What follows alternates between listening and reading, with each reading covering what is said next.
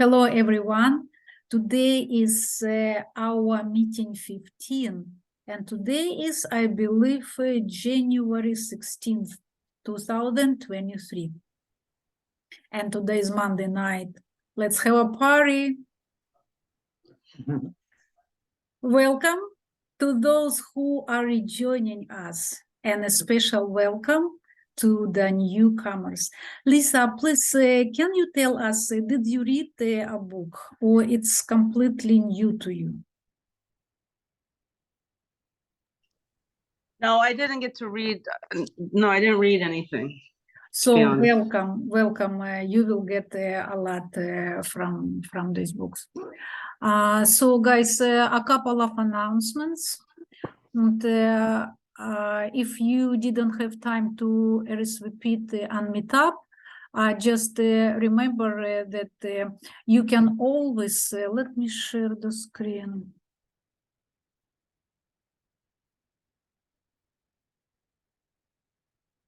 What you can always, when you join Zoom, you can click join a meeting, and then with this window pop up, you click on this arrow, and it will be the list of all meetings which you attended. And of course, find 7 habits, and the password 7 habits. No capital, everything is of course together. So this changes I did. And then today's, for some case, not many of our core students, Nicole, Stefan, and Richard, with us. Thank you, guys. But anyway, I decided that if you have a question and question doesn't relate to our topic, still ask it. However, we will answer it at the end of the meeting. So in this way, I won't cut up any questions which you might have. However, if your question is related to the topic, please ask and it will be answered right away. Also, if you want to promote your business, please put it in the chat. I think it's, I was on one meeting and it was a wonderful idea. So I decided to and encourage you to do that as well. So let's make a brief review. The first question, of course, will be, do you have a win-win situation? Or did you have a win-win situation? Or at least did you think about it? This is our habit number 4.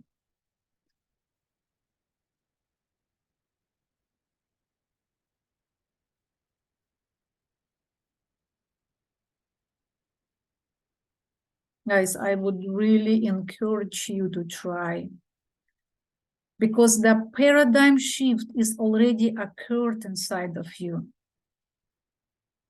If you wouldn't be occurred, you wouldn't be here in the first place.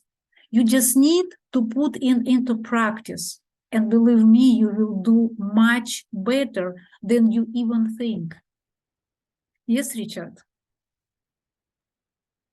I had a situation where I was hoping to have a win-win, and it was dealing with a landlord, and I reviewed the process, and during that meeting, I remembered the part about trying to understand the other person's needs. So one of my best questions was, what do you need out of this arrangement? What is it that you're looking for? And he turned around and told me, no, we just need to satisfy your needs and take care of what you need. And I told him, well, in order to create a win-win situation for both of us, I'd also like to understand what your needs are so that we can come to the middle. And he pretty much refused to tell me that. He dodged around the question, danced around it. So it ended up in a no deal situation, but it's still ongoing. I'll attempt again in the near future.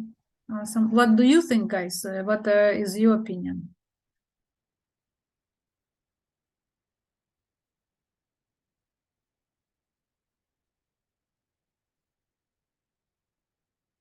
Why the landlord reacted that way, and what do you think does it mean? And was it good? What Richard approach, was it wasting time or what?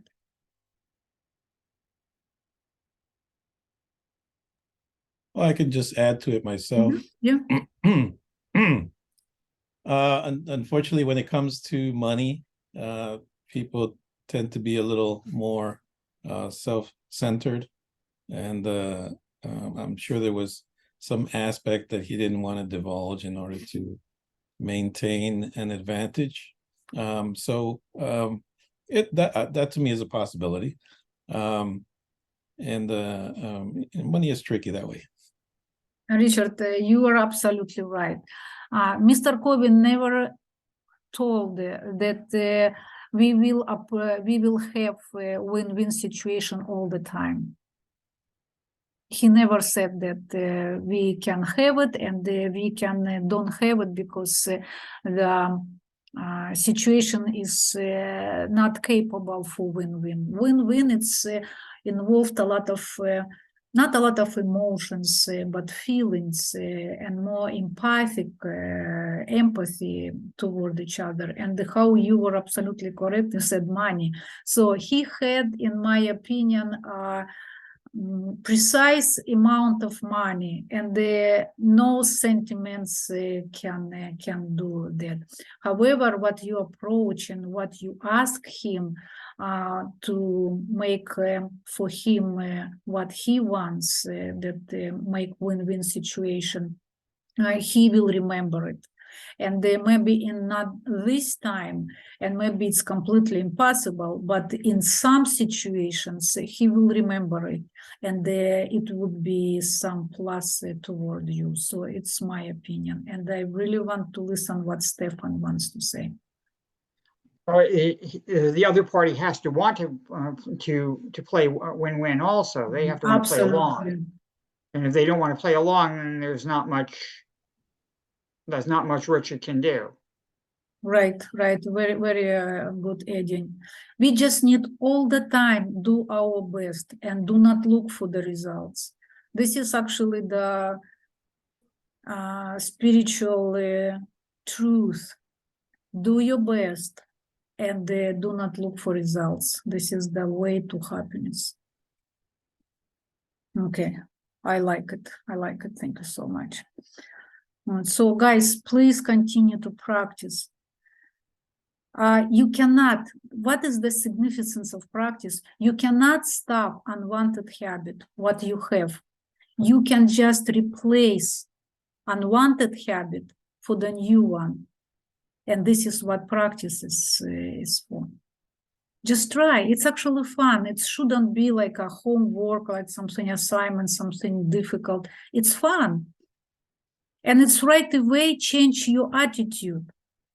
For example, I had a recent situation and I was unsatisfied with someone not behavior, attitude. And like before, I would approach straight into forehead, I'm unhappy with this. And before I thought it's good because I'm telling you what I feel. However, but can you imagine with what mood I would approach it? Of course, with some irritation, but I played in my mind this situation, and I think, what if I will play a win-win situation? And I imagine a win-win situation, and my mood right away was great. So I approach the same situation only with a different mood.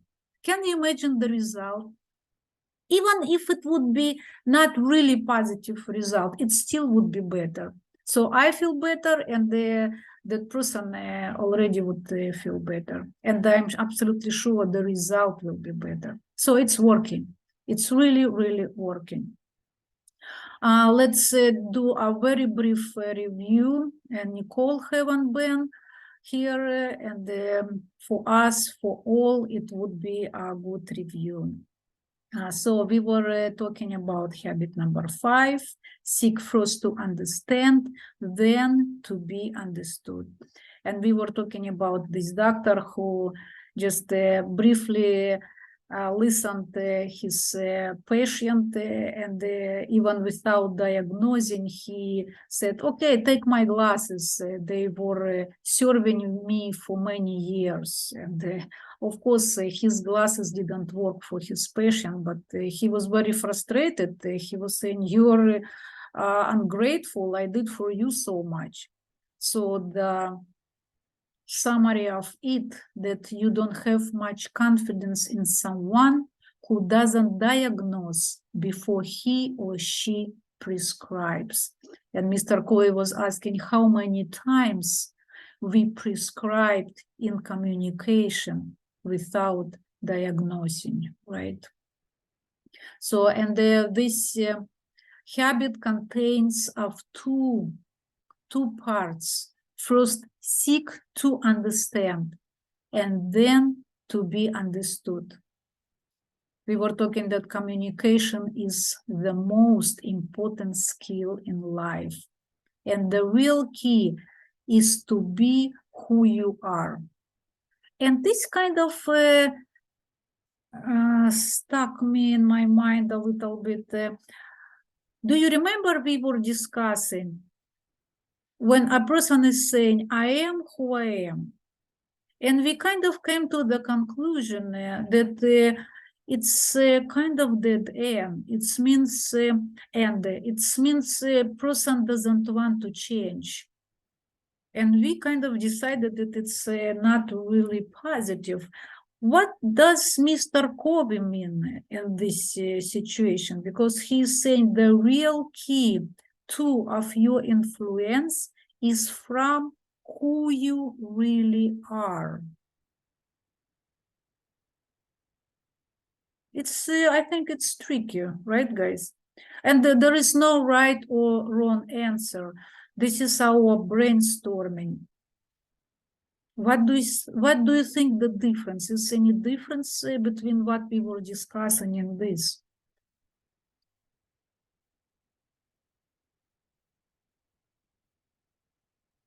Stefan? Well, if you go back to habit 1, you are the creator, so you can choose to create another approach to life if you want to. Mm-hmm. So you don't have to be the, you can adapt if you want to. That's how I'm looking. What I'm thinking is that so that if I am who I am, well, if it's not working for you, or if it's, is it the question is it working for you? Okay. Is it working for you? Is it, is it effective? Or are you, or is that behavior driving people away? Okay. Are you failing socially or in business? Are you failing in human relationships? Is there a problem, or do you have have problems in your human relations? Okay, I see your point. Okay, who else? If you do, then maybe you should think about being something else. Okay. Okay, Stefan, yes. Richard? Well, I've never been a fan of the word influence. For me, it's a process of setting the example that others may choose to follow. But to purposely try to change somebody else is not something that I find for me appropriate. That's my thinking. But the people who can influence others in communications, I guess, have to have a communication skill to be able to be effective. A question, does we influence other people only with words? Or can we influence with something else? Well, of course, as I said, actions or setting an example is my preferred way to influence if somebody chooses to be influenced. Right. But the methods shown here are the 4 communication skills of speaking, listening, reading, and writing. So yeah, there's more than 4, I believe. Yes, while I agree with you that the topic for this slide is character and communication, still influence is not confined only to communication. And especially who you really are. It really doesn't mean that you are really who you are is only in communication. This is quote is more broad. This refer to all influence based on behavior, based on your own example, and based on communication. Yeah, thank you guys. I agree with you, and to me, when a person is saying I am who I am, it's a kind of defensive position. It's saying that I don't want to change, leave me alone, I am who I am. But what is Mr. Covey is saying, from who you are. To me, it means that if you set up your paradigm, if you set up your system, if you set up what you want to follow, then you need to follow that and be really who you are, and do not change for other people who wants you to be different. Yeah, what we were talking about. Yes, no, this we talk about 4 levels of listening, and I like our listening maturity. I always will encourage, including me, to practice. It's beautiful. Hello, Zora. Nice to see you. Hi, Lynn. Hi, everybody. Hello. We are doing a brief review, so you came in the correct time. So we were talking about empathy versus sympathy, and we figure out, everyone said that empathy is the ability to understand a person, while sympathy is just the form of agreement and feeling pity. This is a very good slide, guys. We need to remember about it, that just 10% of our communication is represented by words we say. Not 30%, and it's what we hear. 30%, it's also great. It's just sound. We are sound angry or we are sound happy, right? But 60% is by our body language. Please, let's study body language in order to understand it. Yes, Zora? I had a question. I had a situation that happened this weekend. I couldn't figure out if I'm supposed to be sympathetic or empathetic. So I met a young lady, came out of an 8-year relationship, and the last couple of years she was abused physically, and she had, showed me some pictures. And how, if you've never been in that position, can you really consider that being empathy, or would it be, sympathy? Good question. Let our connoisseurs to answer it. Guys, what do you think?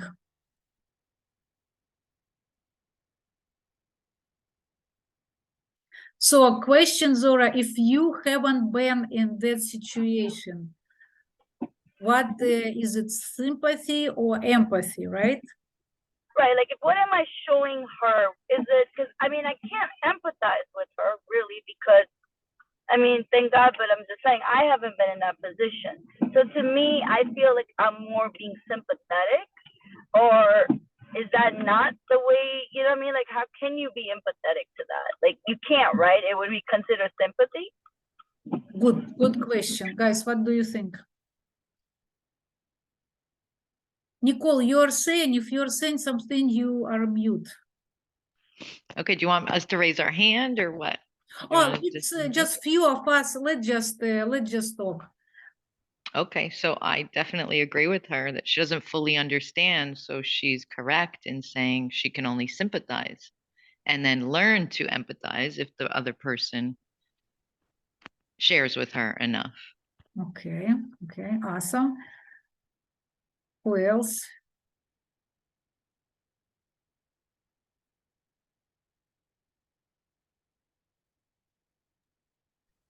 I guess the question is, can we put ourselves in someone else's shoes, so to speak, on other situations, even beyond this? And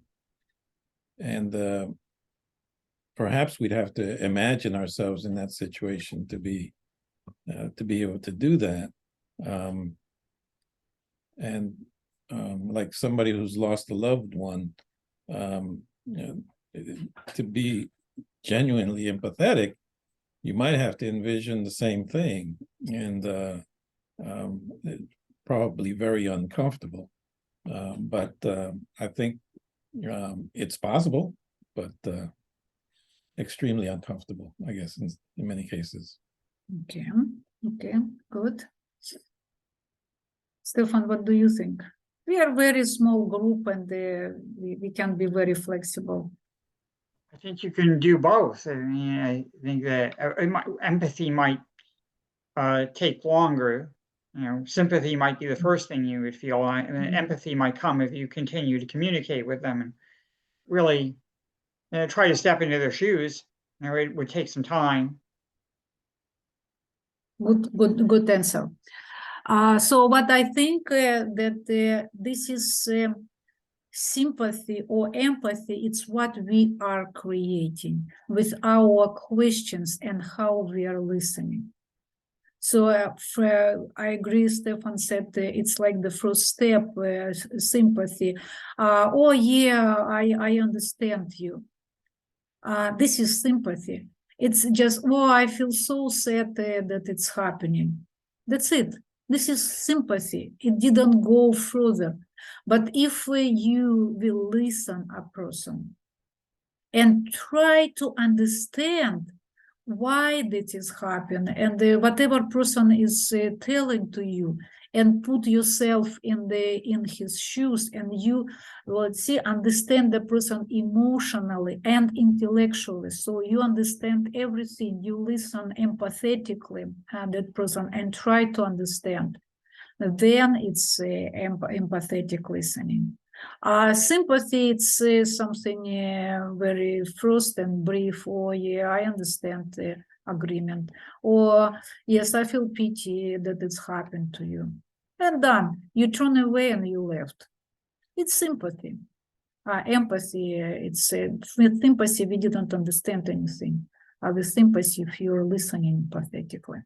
And it's actually just a little bit in 2 slides, it would be saying about that empathy is not really easy. It's actually even risky. So let's see why is that. And we watched a movie. I actually figure out the interesting thing about me. If anybody wants to share, please go ahead. She was saying that 60% of people lookers, so who looked, and they are using different words, and they are using different communication techniques. Then there is 25% of people who are looker, tactile, it's 5%, and who was in the middle? Listener, 25%, it's 75, so 35% listeners, but I think 25, it doesn't matter. 70% of lookers, 25% of listeners, and they're using different techniques. They do not look into your eyes.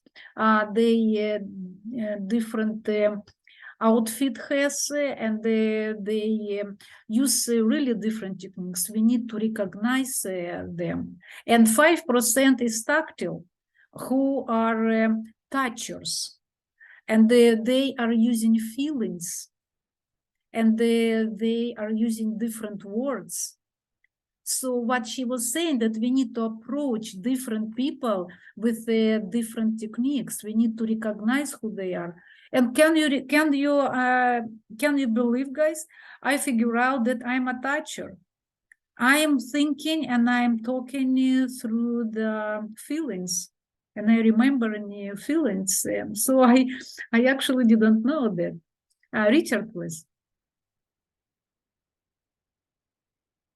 I can understand the listener part of it, because when you're in my interpretation of it, when you're an intense listener, the eyes, what your eyes can see, can be distracting from the thought. Mm-hmm.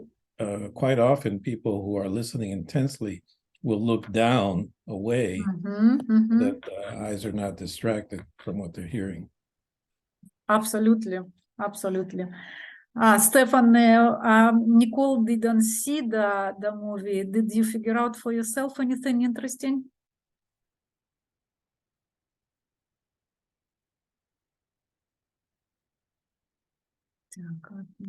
I just thought that, that I think that we do all of those things. I mean, those things.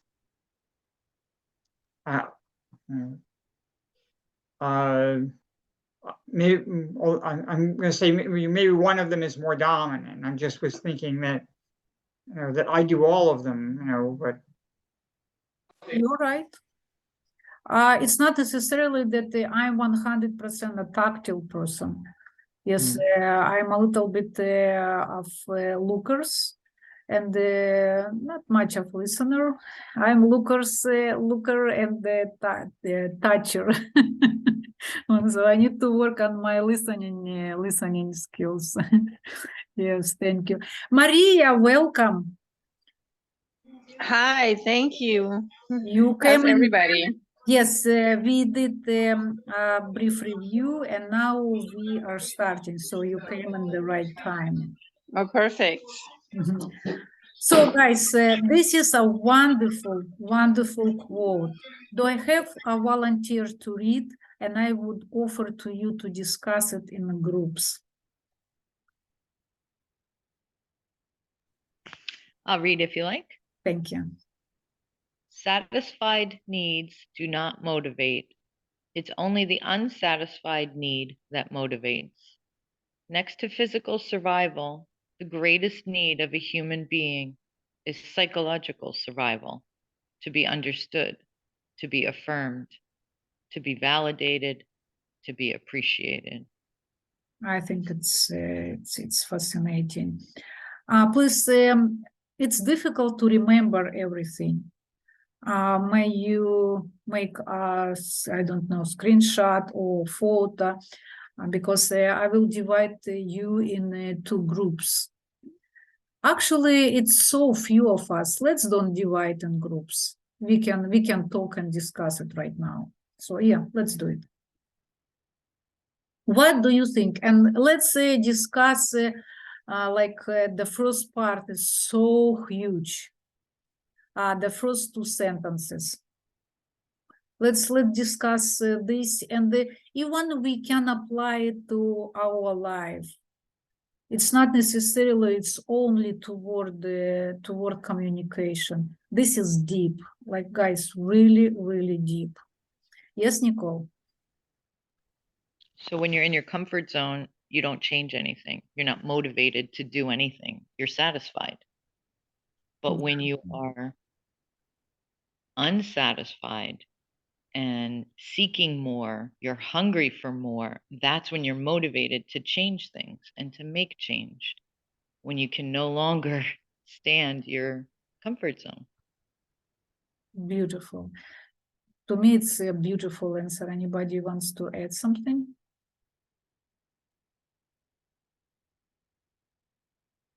Yes, Richard.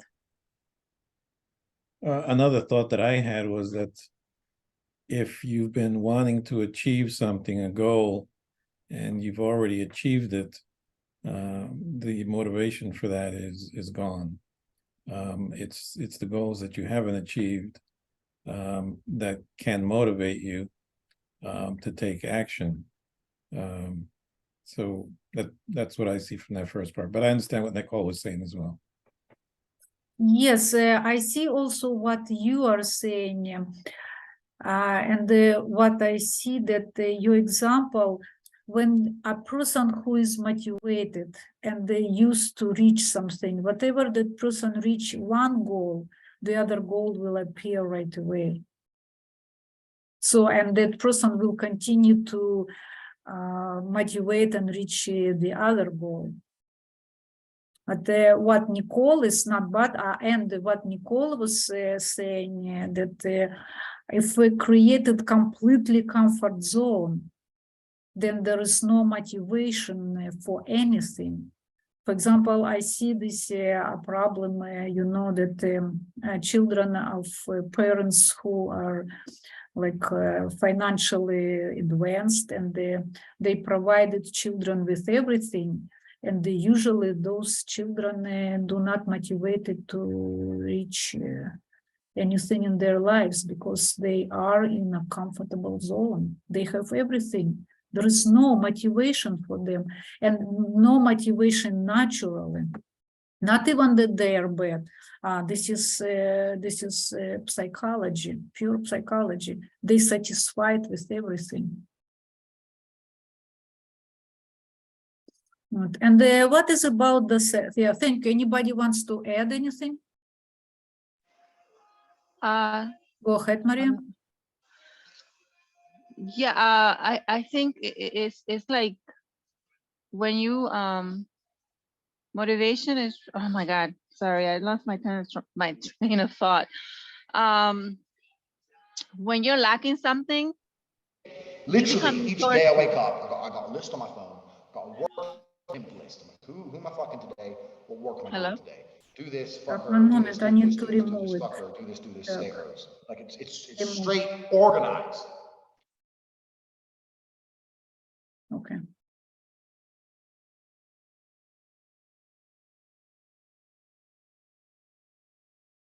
So let's continue. Maria? Oh, hi. Yes. So I agree with what both of the Richard and the other lady, Nicole? Nicole, were saying, and I compare it to when you have limited means, you can become resourceful, so you're motivated to meet your needs any way possible. Yeah. You know, so when you're satisfied, of course, that motivation has been already complete. You're no longer motivated to satisfy that need, so you need another need to become more motivated. So I compare that motivation to wanting to achieve something, of course. Right. Okay. Right. Yeah, good adding. Thank you. What is about the next part? What does he mean by this?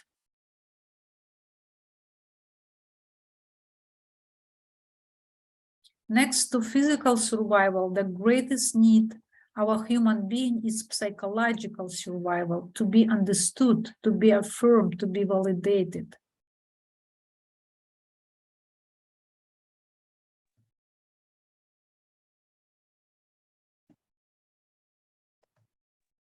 Stefan?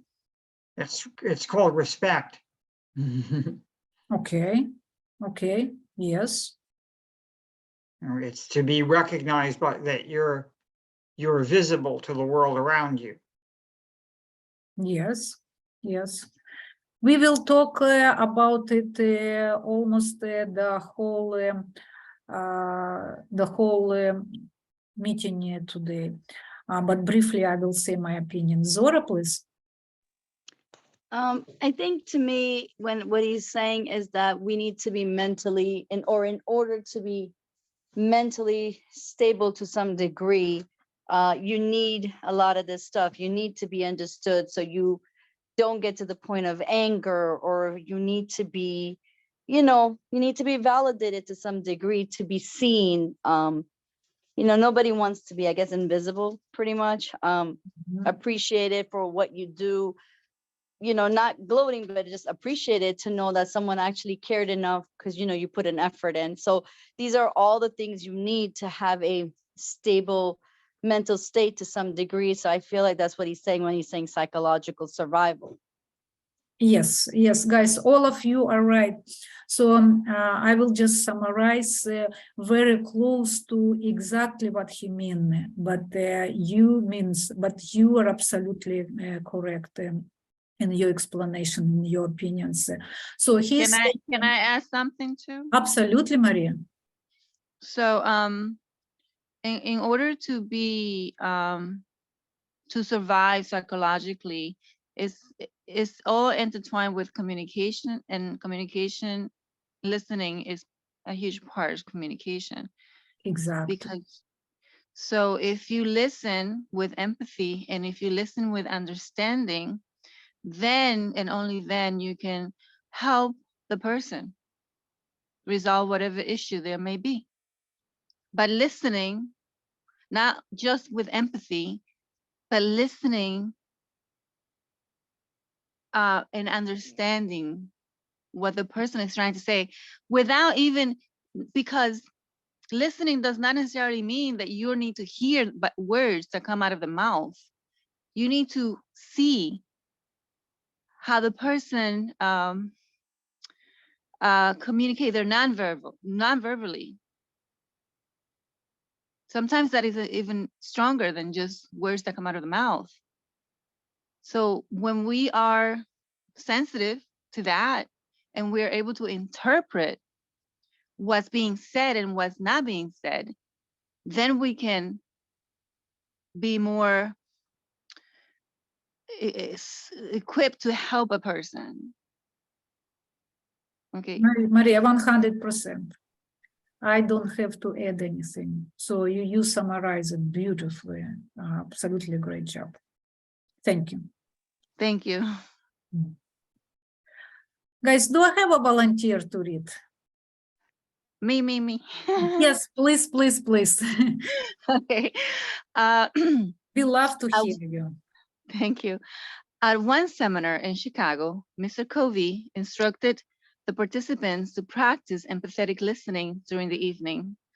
The next morning, a man came up to me almost bursting with news. "Let me tell you what happened last night," he said. "I was trying to close a big commercial real estate deal. It looked as if I were going to lose the deal. I had been working on this deal for over 6 months. I panicked. I did everything I could.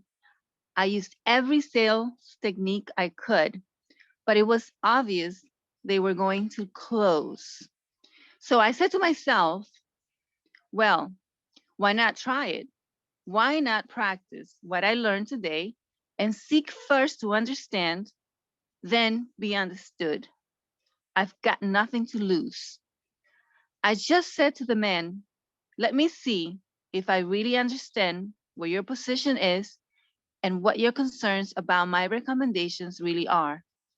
When you feel I understand them, then we'll see whether my proposal has any relevance or not." I really tried to put myself in his shoes. I tried to verbalize his needs and concerns, and he began to open up. I've got the deal. I a little bit short on it, but I think the main purpose and the main idea is understood here. So he really tried first to understand that man. So I think it's a beautiful example. Well, we are at empathic listening, right? And it's said that seeking first to understand, diagnosing before you prescribe is hard. Why do you think it's hard?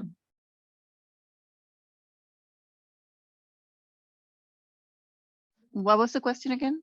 It's written, seeking first to understand, diagnosing before you prescribe is hard. And I'm asking just why is hard? Richard? Perhaps because we have our paradigms and our positions that we want to hold and we want to achieve when we come into this conversation, that we stick to them without opening up and trying to listen first.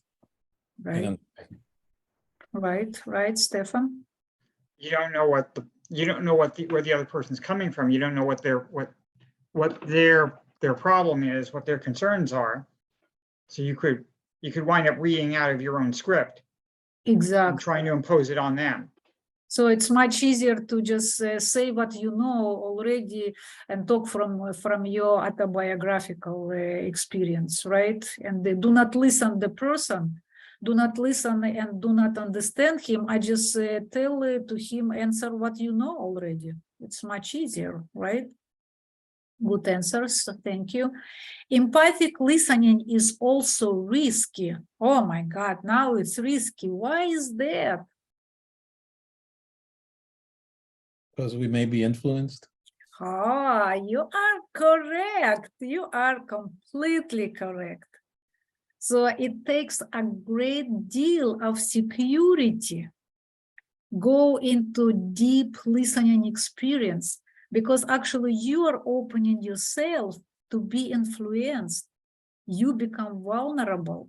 This is why habit 1, 2, and 3 is so important because with those habits, we are taking our inner core, our unchanging inner core, our principal center, right?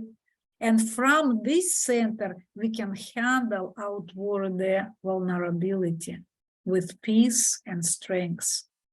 It's beautiful.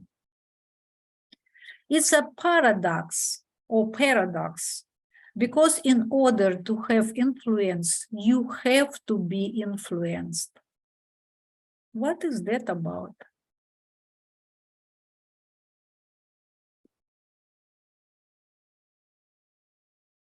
I think it has to do with the level of understanding. Okay.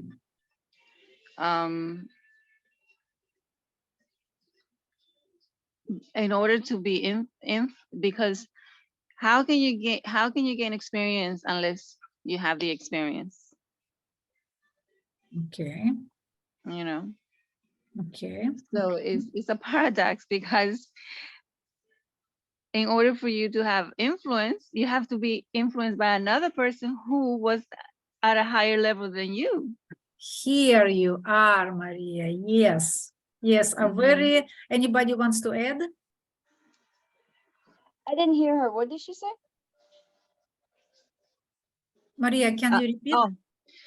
And I said that in order to be influenced, in order to have influence, you have to be influenced by someone who is higher than you in any aspect of life.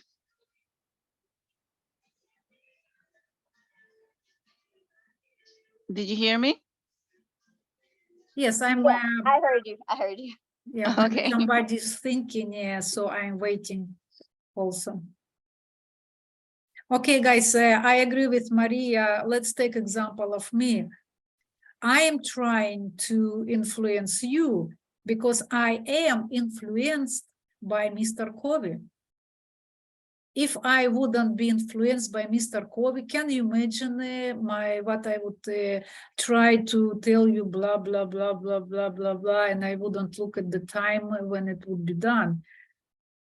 Usually it's complete opposite. I'm so influenced by Mr. Covey that it's never enough time for us. I saw influenced by him. If today would come one person, we would still keep our meeting. And I promised to you that we would have a lot of fun even with one person, because it's wonderful. To me, it's a wonderful material. So whatever, if you want to influence someone, neither Richard, with your behavior or with the communication, it doesn't matter. You need to believe in what you're doing, or you need to be influenced by someone. Let's go quickly through the next slide. It's you know everything, but it's nice to remind them that this principle diagnose before you prescribe is manifest in many areas of our life. For example, an amateur salesperson sells product, right? An effective salesperson seeks first to understand the needs and concerns, right? And the professional seller, what he's doing, he's already going with the solution to the needs and problems. The professional lawyer first gather the facts and understand the situation and the laws before preparing the case, or for preparing the case, right? A good engineer will understand the forces and stresses at work before designing the bridge. A good teacher will access the class before teaching, and a good student will understand before he applies.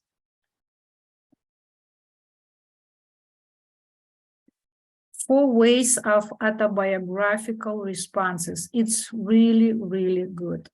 So you understand autobiographical response, right? When we are responding, not about what this person saying to us, we are just giving suggestion, giving advices from our own point of experience from our lives. So it's called autobiographical response. And we listen autobiographically, and we try to respond in four ways. First, we evaluate.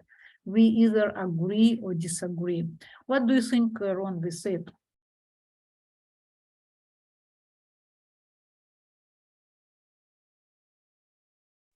What was the question again? We evaluate. So this is, we will talk about four ways of autobiographical responses. So autobiographical responses. And the first way is we evaluate. We either agree or disagree. How can it be on the way of empathic listening?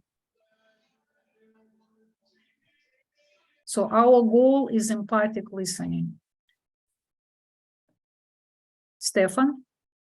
Well, if you haven't and sought to understand, and if you haven't really probed the situation, you might not really know what the whole story, and then you're reading out of your own life's own life experience and trying to force that onto something that might not fit with. Okay, Richard? Yeah, I agree with Stefan, but just to, I think, clarify, autobiographical responses, I don't believe is what we want to do. We want to avoid that. Is correct? Absolutely. However, we are all doing that. And right now we will see it, how we are doing it. You are absolutely correct. It's not our goal. I said our goal is empathic listening, and the autobiographical response is completely on the opposite side. Yes, thank you, Maria. I think these ways, these ways of autobiographical responses are basic and necessary in order to be an empathic listener. Okay, it's an opinion, so let's see what. Because we need to evaluate first, and then we need to probe in order to create, some reference and understand what they're going through. But I think it's necessary for empathic listening. It's good. It's your opinion, and let's see what Mr. Covey thinks, and we will come back again to what you are saying if you will want. So I will just say right now my opinion about evaluate, and we will continue to go through all 4 ways of autobiographical responses. So when we evaluate, we either agree or disagree. It's will be based on our own experience and how our own experience relate to the other person who wants to tell us what that person feels, what that person needs. We evaluated his story based on our experience, and what is our experience is absolutely not his experience. And if we agree, we might continue listen to the person, but if we disagree, usually we even can stop listening to him, and we start to prepare for the answer. But if we don't evaluate, I just listen, empathically listen, and try to put ourselves into his shoes, it's a different story. Shouldn't there be like a balance then? Isn't that what we're looking at, like a balance between both? Yes, I would say do not think about yourself while we are listening. Just listen to that person without evaluating. So how can we Evaluating- empathize with them without doing that then? Say it again. How will we empathize with them if we don't do that? Like Maria was saying, that's how we empathize, is based on our experience. So how do we separate that then? Yes, Richard. One thought came to mind. When we're having a conversation and somebody's making a statement, we either say, yeah, or we say, no. But we can also, instead of doing those, we can also ask a question like, and what do you mean by that? Or tell me more. So instead of immediately going to that yes or no thought, questions would probably help. Yes, absolutely. It's a very good aging. Let's stop a little bit on it. We don't need to jump into next ways if we have a different opinion on it. Yes, Maria? Richard was the one that was talking, right? Yes. Okay. So in addition to what Richard is saying, it just, again, it just shows that we are wired. We are who? Wired to use what? Wired, okay. We are wired and conditioned to use those 4 autobiographical responses. Absolutely, Maria. You are 100% again correct. Yes, it's so difficult to recognize in us that we do it automatically. We even don't do that. We don't recognize that we are doing that. Right. Very deep. Thank you so much. Richard started, you concluded beautifully. After that, I even cannot add anything, but I still I like it so much. Let me add. This is actually, guys, big spiritual point. If you are attending spirituality, it's also said that no, I am a non-dualism. Then when we agree or disagree, it stops us from listening another person. If we agree, we will continue to listen. If we disagree, we can stop listening to the person, and we start to prepare our arguments.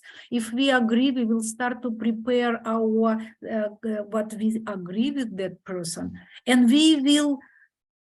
No, I don't want to repeat. So I said what I said there. But if we dissolved ourselves, if we don't think about ourselves while we are listening to the other person, and they completely just listen to that person, it would be a different story.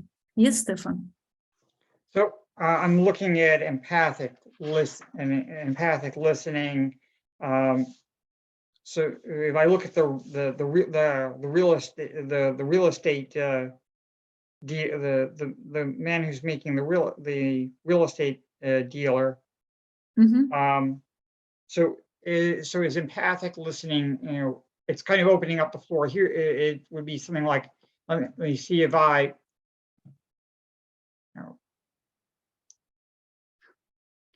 it would be stating the concerns as that you think that the concerns to your customer, as you think you understand them, and verifying do I understand that correctly, and letting the customer come back to you and say, and make whatever corrections, if any, or just say, yes, you understand. Exactly. Is that empathetic? Because I know about reflective listening. I actually learned that in a college communications course, where you're, you say, this is what I understood you to say. Exactly, Stefan. You nailed. So that's active listening. Is just I'm trying to see what the differences are. He says that there's a difference. There's a difference between reflective listening and empathic listening. I'm trying to figure out what the difference is. Yes, we will go to that or keep this question. Let's do not go right away from this 4 ways after because you're going through autobiography. Yeah. Yes, because I like what you said. So guys, while we try to understand a person, there is no place for agree or disagree. We just need to spend time to understand a person, not evaluate, understand. Yes, Zora. I have a question based on what Richard was saying. So I don't know how many, I'm just curious about when we have conversations with people, I don't know how many of you guys have that issue. So I'm still trying to figure out how to communicate with people at times. And so if people are talking to me and it's like long-term talking, sort of, I'm listening to them, but sometimes I'm not understanding or I have questions. And when I try to ask, like, okay, what do you mean by this? Like, how he was saying, or trying to, or how we were talking about, just ask questions to understand. They don't like that. Like, they have a problem. Like, they don't think that's good listening. Like, they just want to be heard and say everything they want to say. But by the time they're done, you can't remember what you were trying to understand. And then you don't understand half of the stuff they're saying because they didn't let you interact with them to understand. So is that like something, you know what I mean? Like, how do you apply this to that? Like, how, I don't know if I'm making sense, but yeah. Are you making perfect sense? What guys do you think?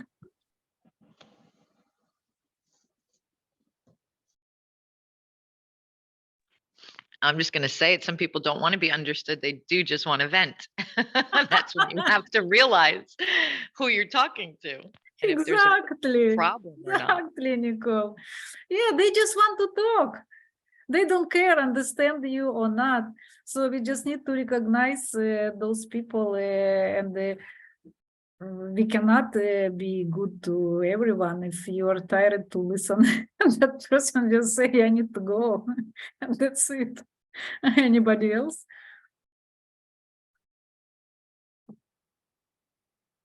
Yes, let's move ahead.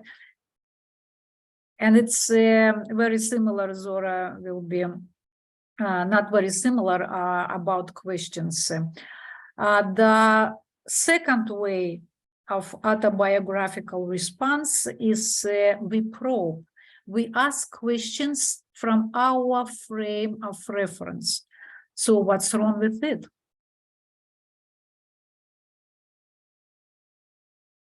Yes, Richard?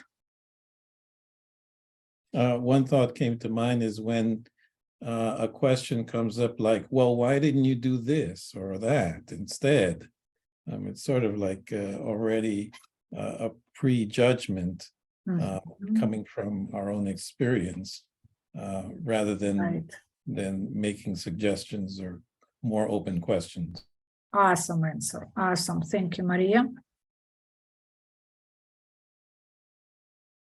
Maria, you are muted. Asking questions is not really the questions, but how you ask. That's where the problem lies. Guys, you're awesome. You're like nail everything. So this is the key, that we can ask questions. I mean, we can ask questions. We need to ask questions, but not from our frame of reference. So if we are asking questions not about the and worry and care about the other person, not the questions toward his problem, we are just asking questions from our experience, which do not relate to that person. This means we probe. Yes, Stefan? So asking questions, you're asking, so empathic listening is asking questions about what the person is saying. Exactly. Is focusing on what they've said and asking questions on that, rather than going into what I think is my similar experience and trying to ask questions related to what's in my own head. Absolutely. Okay. Absolutely. Zora, please. Can I get an example to what you said? Just curious. Example. Who can give an example?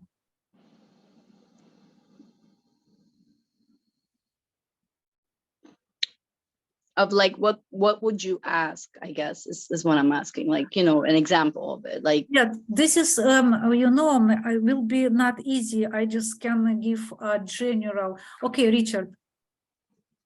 Yeah, I kind of gave an example of what not to say, but maybe, for example, a more appropriate question would be, let me see if I understand you.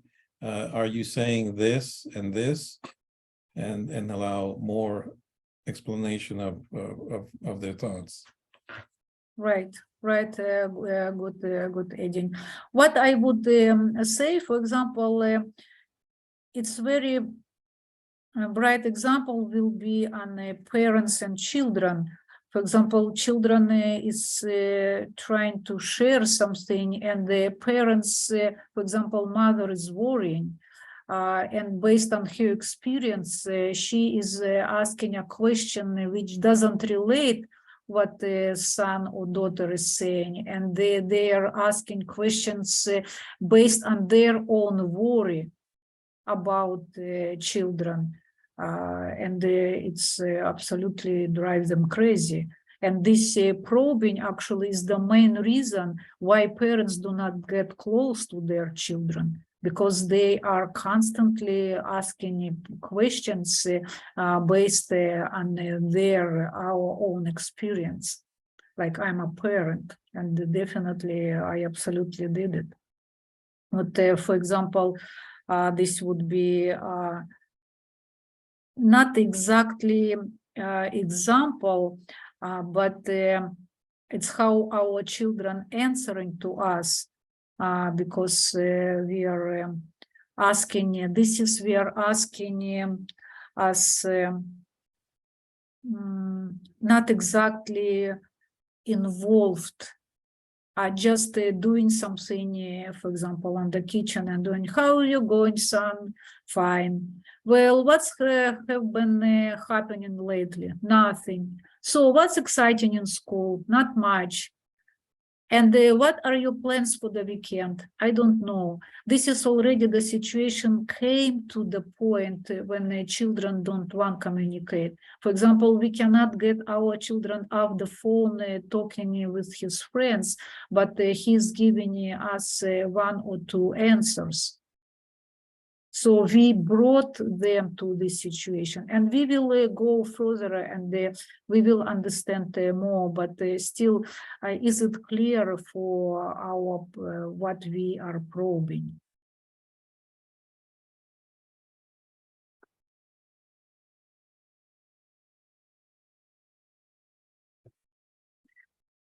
The third way, we advise, and again, we give counsel based on our own experience. So everything, all 4 ways will be based on our own autobiographical response, which really, or somehow just relate what the other person wants to say. So again, we counsel based on our own response, experience. Do you remember it was, oh, okay, we listen, and without any questions, without any understanding, we are saying, okay, yeah, I know what you feel. Let me tell you what I experience at your age. This actually, Zora, would be a good example. That makes sense. Thank you. Yes. And we interpret, we try to figure people out, to explain their motives, their behavior based on our own motives and behavior. So this is 4 ways autobiographical responses, and how I said, I will just repeat again, we are so used to do that we even don't notice, and we actually think that we are doing good. I consider it's very, very deep. Yes, Richard. Just a reminder of what somebody else, I forgot who said it before, that sometimes people just want to vent. So when it comes to advice, if it's not solicited, then it might not be taken as you expect. It might have the reverse consequences. So sometimes it's good to ask, are you seeking my advice, or would you like some advice? And sometimes the answer can be no. I just want to, vent what I was thinking. Absolutely, absolutely. And I would personally put my empathic listening to my close people, to my friends, and it's very difficult to do it with people who you don't know much. Of course, it's nice that it would be like part of you, that it would become your personality, and you can spread it for the other people. But still, Mr. Covey said that we need to be flexible and see the situation. So if it's a complete stranger and he or she wants to vent, yes, just we need to be flexible. And Richard offer a good example what to do. Are we moving forward? Anybody? Okay, good. And guys, this is a good example in order to clarify what we were talking about. I need 2 volunteers to read. One is Maria, and the guys who would like to read.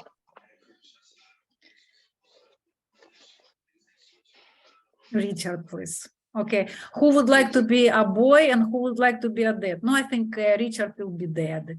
Yes, and Maria will be son. Okay. In blue, Maria, you can start. In blue? Yes. Boy, Dad, I've had it. School is for the birds. What's the matter, son? Brogan. It's totally impractical. I don't get a thing out of it. Well, you just can't see the benefits yet, son. I felt the same way when I was your age. I remember thinking, what a waste of some of the classes were. What a waste of time some of the classes were. But those classes turned out to be the most helpful to me later on. Just hang in there. Give it some time. Advising. I've given it 10 years of my life. Can you tell me what good X plus Y is going to be to me as an auto mechanic? An auto mechanic? You've got to be kidding. Evaluating. No, I'm not. Look at Joe. He's quit school. He's working on cars and he's making lots of money. Now that's practical. It may look that way now, but several years down the road, Joe's going to wish he'd stay in school. You don't want to be an auto mechanic. You need an education to prepare you for something better than that. Advising. I don't know. Joe's got a pretty good setup. Look, son, have you really tried probing and evaluating? I've been in high school 2 years now. Sure, I've tried. It's just a waste. That's a highly respected school, son. Give them a little credit. Advising and evaluating. Well, the other guys feel the same way as I do. Do you realize how many sacrifices your mother and I have made to get you where you are?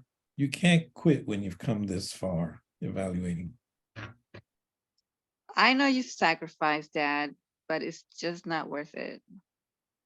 Look, maybe if you spent more time doing your homework and less time in front of the TV, advising and evaluating. Look, Dad, it's just no good, huh? Never mind. I don't want to talk about it. Just anyway. Now, guys, we need to discuss it. This is all questions what were asked. Well, the dad did not seek to understand at all. Exactly, exactly. Yes, father was well intended. He obviously wanted to help, but did he really even start to understand his son? What he was doing? First he was probing, then he was evaluating, then he was advising, and everything was from his autobiography. Exactly. This is a perfect example of Yes, of yes, the poor autobiographical responses. and this is why he received this answer. Never mind. So let's read another slide and look more carefully at son, not only his words, but also his thoughts and feelings, which will be again expressed parenthetically. And the possible effects of some of the deaths, again, autobiographical responses. We can switch or we can continue with the same readers. You did great. I'm up for it. Okay. Go ahead. I'm the blue? Yes. I'm blue? Okay. I'm blue, right? Yes, yes, sweetheart. Boy, Dad, I've had it. School is for the birds. I want to talk with you to get your attention. That's what he's trying to say. Yes, you understand now. This is right. This is what he's seeking. He's seeking to talk to him, and he's seeking his attention. Yes, yes. What's the matter, son? You're interested. Good. So now see, at least he's asking, what's the matter, son? Okay, go ahead. It's totally impractical. I don't get a thing out of it. I've got a problem with school and I feel just terrible. Well, you just can't see the benefits yet, son. I felt the same way when I was your age. Oh no, here comes chapter 3 of Dad's autobiography. This isn't what I want to talk about. I don't really care how many miles he had to trudge through the. Oh, that's probably her, right? Yeah, but it's okay. We all understand. through the snow to school without any boots. I want to get to the problem. So yes, I need to highlight in different, but we understood that it's what the boy thought when father was talking. Okay.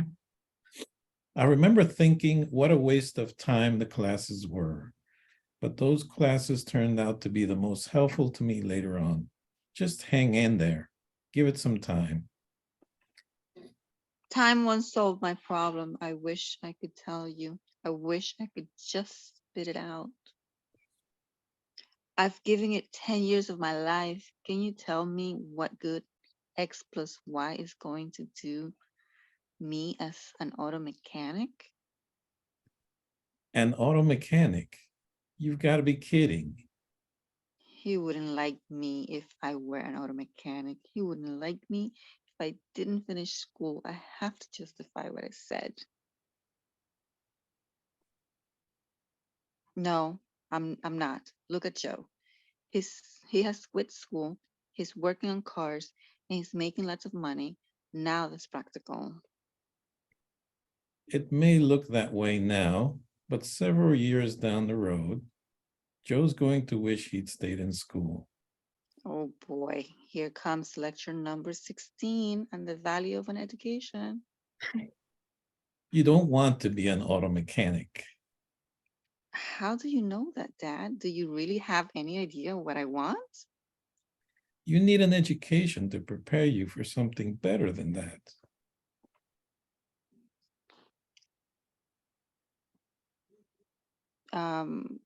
Where am I? Yeah, Maria, from the beginning. From the- I don't know. Joe's got a pretty good setup.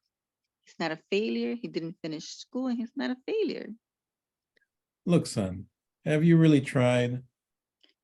We're beating around the bush, Dad. If you just listen, I really need to talk to you about something important. I've been in high school 2 years now. Sure, I've tried. It's just a waste. That's a highly respected school, son. Give them a little credit. Oh, great. Now we're talking credibility.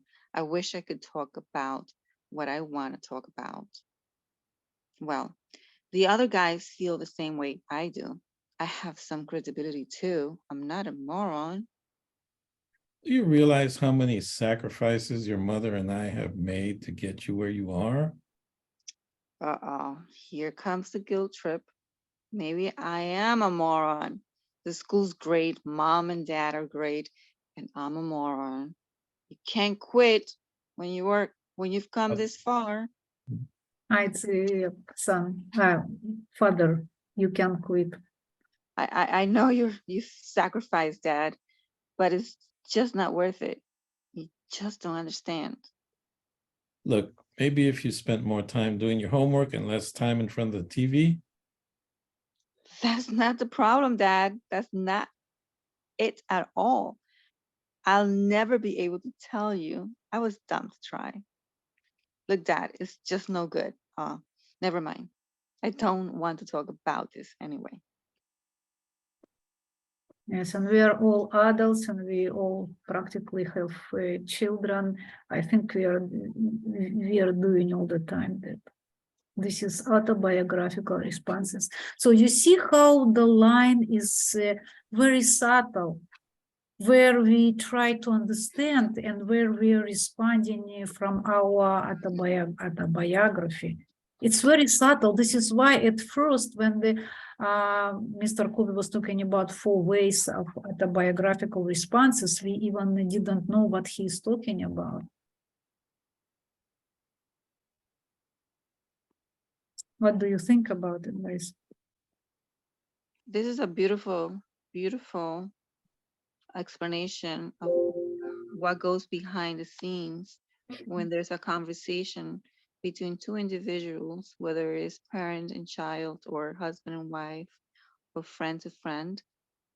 We're not trained to understand what is behind those words. Yeah. I agree with you, Maria. We are learning geometry, algebra, physics, chemistry, but we don't learn not even simple, I just regular communication. We don't learn who we are. We don't learn to learn in school and at school. I just wish that someday our school will change and we will learn these important things, including brain, how brain is working. Okay, guys, we actually, I need to finish. It's 8:29. I don't want to keep you. We didn't finish, but we have a little, like for maybe 10-15 minutes. And actually, it would be an example of a beautiful answer of father who finally didn't respond from his autobiography, and you will see the difference, and you will see how he will enter the heart of his son. So, do you want to share your feedback? What did you learn today? What will you take with you? And what do you want to practice and implement into your life for the week? For starting this week and for the rest of your life. Yes, Zora. Well, technically, I'm just depressed now, so that didn't help. Tell us why. I mean, my son is older. My son is older, and it's like I'm looking at this, and I'm going, "Oh my God, I don't know how many times I must have done this." And you know, which explains part of the relationship and things. I mean, I'm gonna try to implement it now, see if I can make it better. But it's sad that, you know, as parents, we don't get trained in some of this stuff when our kids are younger, and it just, yeah, it's something. So I'll see how I'm gonna try to implement with them now and see. So that'll be my goal to work on. Beautiful. Zora, please don't be upset because we always did our best, and we are representing our humanity. We cannot jump over who we are. We did our best, and it's good that you figure out it now, and there's so many people never will figure out it in their lives. Maybe if we have next life, maybe in next life, but you do extremely well. Yes, I'm very Thank you. Yes, Maria, please. I was just going to I heard what Zora was saying, and I just wanted to tell her that don't beat yourself up. We teach what we know. Yes, yes. And if you would have been skilled and trained and learned what you know now, I'm pretty sure you would have practiced that. So you did the best you could with the information you had. Okay. Thank you. I appreciate it. You're welcome. Richard, please. Great thing is that with one great conversation, many things can be resolved. And even though I consider myself a good listener, I find that I do quite a few of these things myself, and need to be more cognizant in a conversation of what am I saying, what statements, what advice am I giving that doesn't belong there, and what questions I should be asking.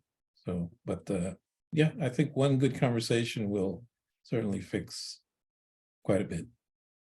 Absolutely wonderful. Lena, I'd like to say it's what you always tell us, to practice, practice, practice. Yes. It Yes. helps. Yes. Like Richard Yes. said, be cognizant of it, because that's how it sticks. When we realize, aha, we're acting out of old patterns, we are then better able to change them to new patterns. Absolutely. Beautiful, Nicole.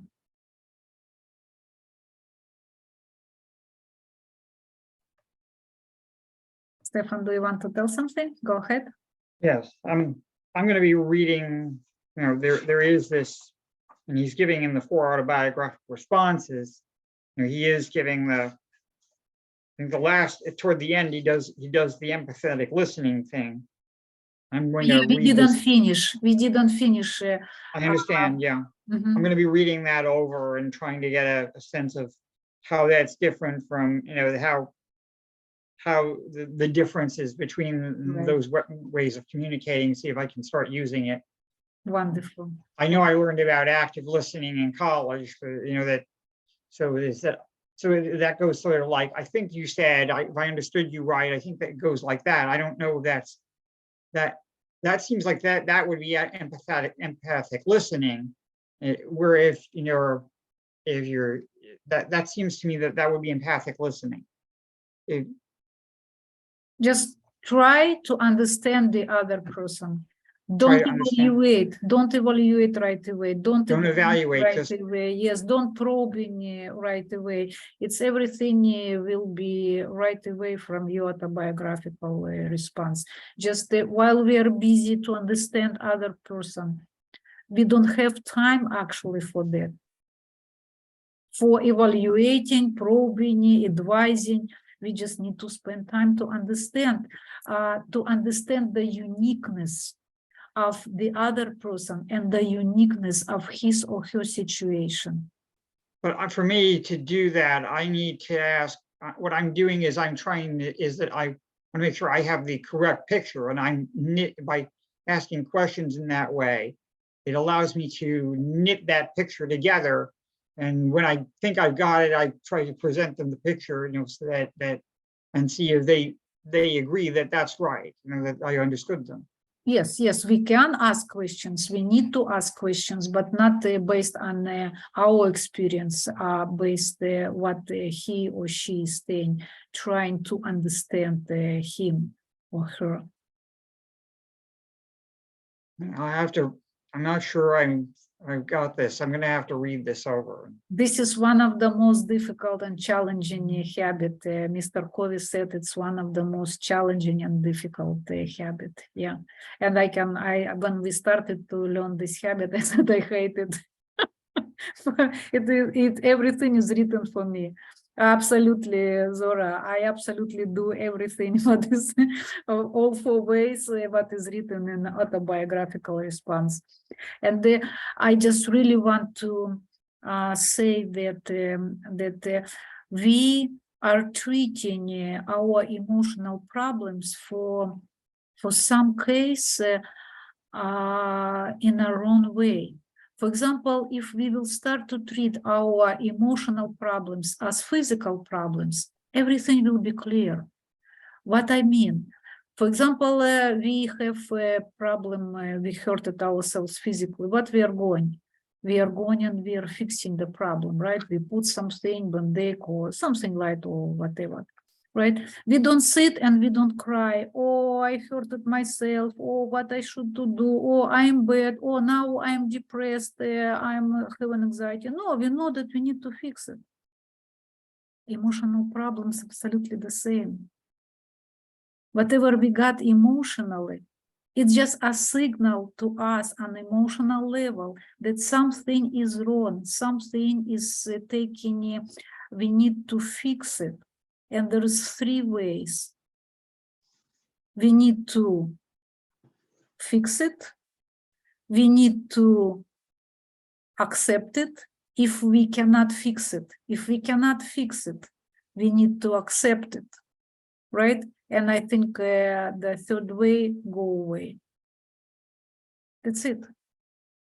3 ways. If we can fix, if we cannot fix, 2 ways.